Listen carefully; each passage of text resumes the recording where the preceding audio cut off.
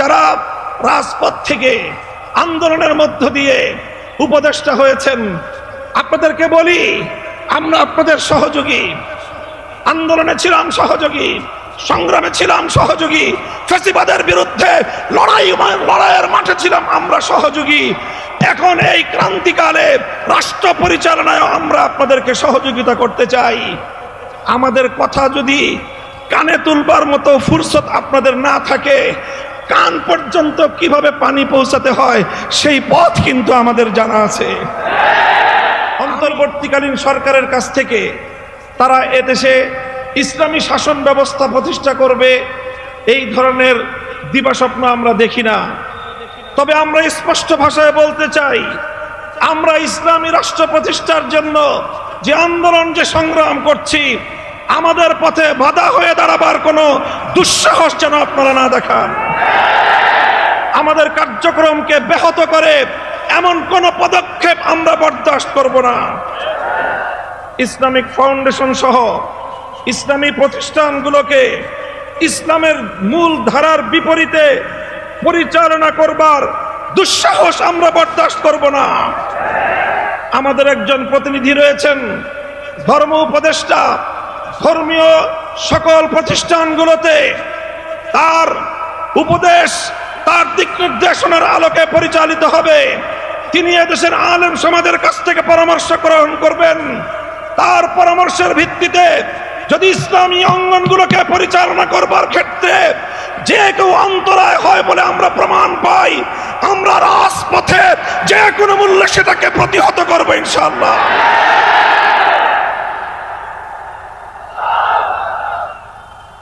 আমরা পরিষ্কার ভাষায় বলতে চাই, শিক্ষা ব্যবস্থায় ইসলামের বিরুদ্ধাচরণের অশুভ ধারা বন্ধ করতে হবে। সকল শ্রেণীর শিক্ষা ব্যবস্থায় প্রতিনিধিত্বশীল ব্যক্তিবর্গের মাধ্যমে নতুন শিক্ষা ব্যবস্থা প্রণয়নের উদ্যোগ গ্রহণ করতে হবে। আপনারা সেই আওয়ামী দুঃশাসনের আমলের মতো বরাবর এদেশের ইসলামপন্থীদেরকে উপেক্ষা করে চলবেন। আমাদেরকে উপেক্ষা করার এই ধারা আমরা আর বেশি দিন চুপ করে বরদাস্ত করব না। শিক্ষা কমিশনে এদেশের সর্বজন কোনো আলেম প্রতিনিধি অন্তর্ভুক্ত করতে হবে, না হয় ওই শিক্ষা কমিশনের কোন সুপারিশ আমরা মানব না। বৈষম্যহীন শিক্ষা ব্যবস্থা প্রতিষ্ঠার স্পষ্ট দাবি জানাই।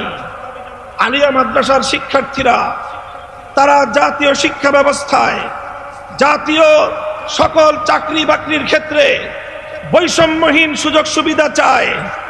এক্ষেত্রে মেধার ভিত্তিতে সকলের জন্য সকল ব্যবস্থায় যত ধরনের বৈষম্যমূলক নীতি রয়েছে, বৈষম্যমূলক ব্যবস্থা এবং আইন রয়েছে, সেগুলোর বিলোপ করতে হবে। কিছু কিছু বিভাগে, অনেক পাবলিক বিশ্ববিদ্যালয়ে আলিয়া মাদ্রাসার ছাত্রদের জন্য ভর্তির সুযোগ রাখা হয় নাই। অনেক চাকরির ক্ষেত্রে বৈষম্য করা হয়।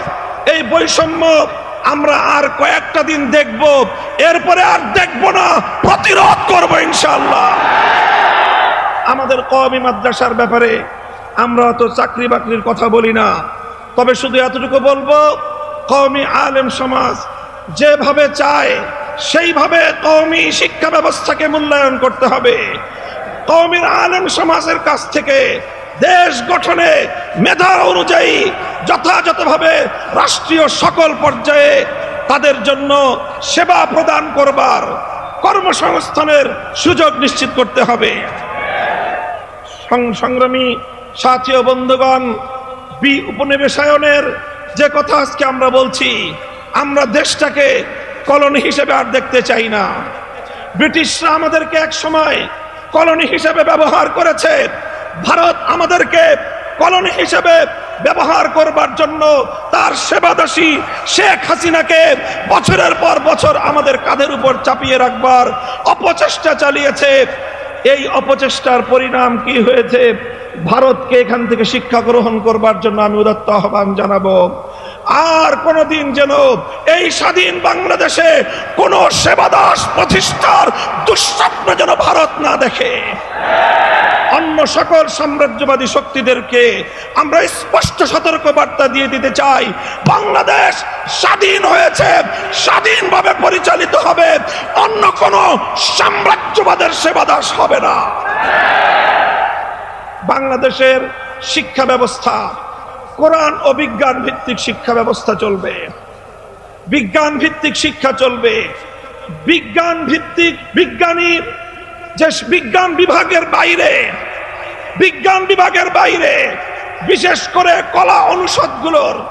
কলা অনুষদের যতগুলো শিক্ষা ব্যবস্থা রয়েছে সব জায়গাগুলোতে হিন্দুত্ববাদ সহ নাস্তিক্যবাদ, পশ্চিমা সাম্রাজ্যবাদের সকল অনুসরণ বাদ দিয়ে কোরআন ভিত্তিক, কলা অনুষদের ইসলাম ভিত্তিক প্রতিটি শিক্ষার নৈতিকতাকে সেইভাবে ঢেলে সাজাতে হবে।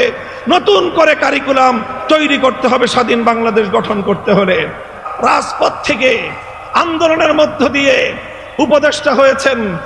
আপনাদেরকে বলি, আমরা আপনাদের সহযোগী, আন্দোলনে ছিলাম সহযোগী, সংগ্রামে ছিলাম সহযোগী, ফ্যাসিবাদের বিরুদ্ধে লড়াইয়ের মাঠে ছিলাম আমরা সহযোগী। এখন এই ক্রান্তিকালে রাষ্ট্র পরিচালনায় আমরা আপনাদেরকে সহযোগিতা করতে চাই। আমাদের কথা যদি কানে তুলবার মতো ফুরসত আপনাদের না থাকে, কান পর্যন্ত কিভাবে পানি পৌঁছাতে হয় সেই পথ কিন্তু আমাদের জানা আছে।